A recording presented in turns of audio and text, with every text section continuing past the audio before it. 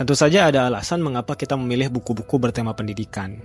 Mungkin ada yang bertanya, kenapa kita tidak memilih tema politik misalnya, yang dirasa lebih timely di iklim diskursus publik Indonesia akhir-akhir ini.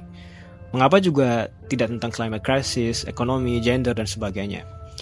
Persoalannya bukan di timely atau tidak timely, bahkan kita lebih perlu membahas persoalan-persoalan yang timeless, yang menjadi permanent existential concern manusia dari zaman ke zaman, yang saya sebut sebagai ideas of all time, bukan hanya ideas of the hour. Kita membaca pendidikan karena bidang-bidang yang disebutkan tadi justru lahir dari dan di dunia pendidikan. Itu semua adalah ide-ide penting yang bukan tumbuh di pinggir jalan, tetapi dari ruang-ruang kelas, atau lebih luas lagi dari pikiran-pikiran besar yang menganggap alam raya dan masyarakat ini sebagai ruang kelas terbuka mereka. Bidang-bidang tadi dikaji, diuji, dikembangkan di situ. Jadi pendidikan ini semacam society's conceptual warehouse. Atau kata Setake Balatas, pendidikan ini the fabric of society. Jadi kita harus telusuri pabriknya dulu untuk mengetahui bagaimana watak masyarakat sekarang ini telah dibentuk. Dan tentu kita perlu juga menginvestigasi filsafat pabriknya yang existing pabrik saat ini untuk memprediksi watak masyarakat seperti apa yang akan terlahir nanti. Lebih spesifik lagi, kita membaca buku-buku klasik pendidikan. Bukan untuk semata-mata melihat bagaimana diskursus ini bergulir di masa lalu, tapi karena buku-buku tersebut ditulis oleh pemikir pendidikan yang impaknya justru sangat terasa di hari ini. Kalau kita baca buku yang baru terbit sebulan, setahun yang lalu misalnya, kita belum melihat impaknya ke dalam bidang-bidang kehidupan yang multidimensional. Jadi, kita memitigasi watak masyarakat sekarang dari konsep pendidikannya di masa lalu dan melihat keadaan pendidikan zaman sekarang untuk memprediksi watak seperti apa yang akan lahir di kemudian hari.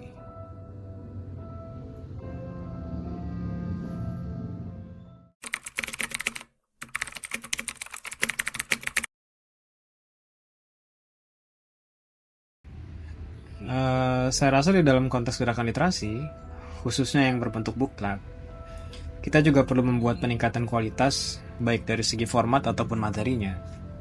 Kan kalau kita lihat biasanya inisiatif-inisiatif gerakan literasi ya ataupun book club itu kebanyakannya sekedar berorientasi mengumpulkan para pembaca dalam satu tempat dan waktu, di mana masing-masing pembaca sebenarnya membawa minat dan juga buku yang berbeda-beda. Keadaan ini justru hanya menciptakan diversitas dan tidak memiliki unitas ataupun kesatuan gitu ya. Dengan demikian, book club seperti ini sebenarnya tidak punya satu visi konseptual ataupun satu idea unifying ideas dari segi peningkatan pemahaman. Kita menawarkan bentuk dan isi yang baru, form and method yang baru. Kita sebut curated book club. Ke klub buku terkurasi, di mana lubuk kata book club sebenarnya sudah menentukan tema apa yang akan dibahas dalam satu musimnya. Dan ini kemudian menentukan judul-judul buku yang dikurasi.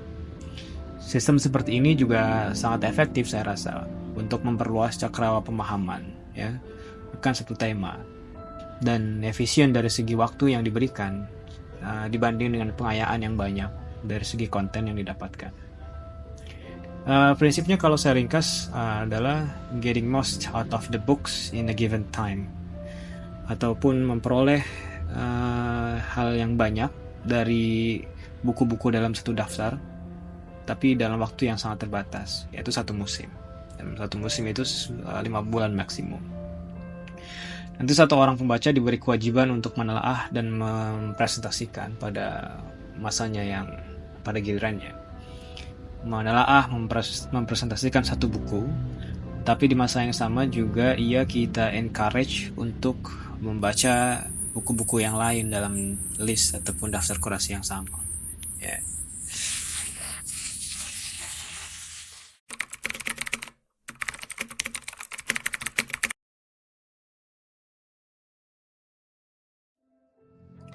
Kalau di pertemuan sebelum ini saya sampaikan tentang prinsip yang kita terapkan dalam musim pertama book club ini, yakni getting most out of the books in a given time, maka mungkin akan timbul satu pertanyaan, bagaimana prinsip ini bisa menyampaikan kita kepada tujuan besar dari book club, yakni bergerak from common text to understanding. Sebab dalam musim pertama ini kita justru membaca banyak buku. Jadi begini, kalau rekan-rekan sekalian perhatikan sebetulnya tentunya ada maksud kenapa kita juga memberi nama musim pertama. Maknanya ada posibilitas untuk kita buat musim selanjutnya, musim kedua dan seterusnya.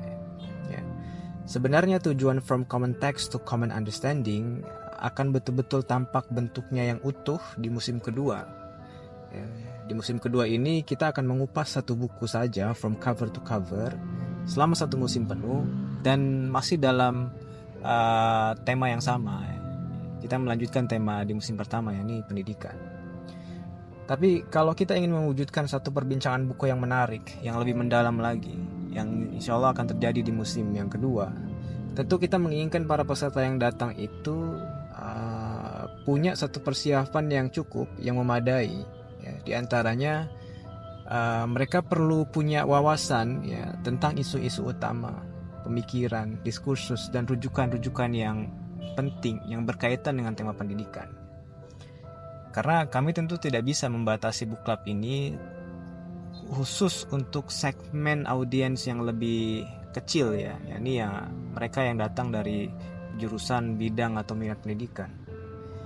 Jadi kita bisa bilang bahwa musim pertama ini sebenarnya satu persiapan untuk masuk ke perbincangan buku yang lebih intensif, lebih mendalam lagi di musim kedua.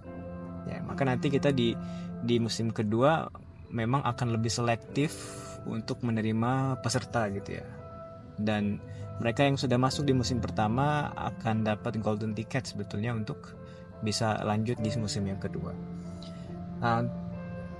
Kemudian untuk kawan-kawan yang familiar dengan buku How to Read a Book atau dengan kelas How to Read a Book yang Lubuk Kata adakan, tentu sering mendengar istilah inspectional reading ya. Nah, kita bisa namakan sebetulnya musim pertama ini sebagai collective inspectional reading ya. Jadi collective inspectional reading ini satu usaha kita untuk mengekspos buku-buku, isu-isu, pemikiran tentang pendidikan ya. Karena kita sadar bahwa perbincangan satu buku tentu akan jadi semakin menarik sekiranya setiap peserta sudah punya knowledge background, sudah punya prior knowledge yang memadai di samping point of view mereka sendiri gitu. Dan kita perlu ingat bahwa the horizon of understanding dalam hal ini understanding tentang pendidikan merupakan salah satu faktor paling penting dalam upaya kita untuk memperoleh pemahaman dari buku yang kita baca ya. Jadi kita bergerak sekarang dari collective inspectional reading kepada moving from common text to common understanding.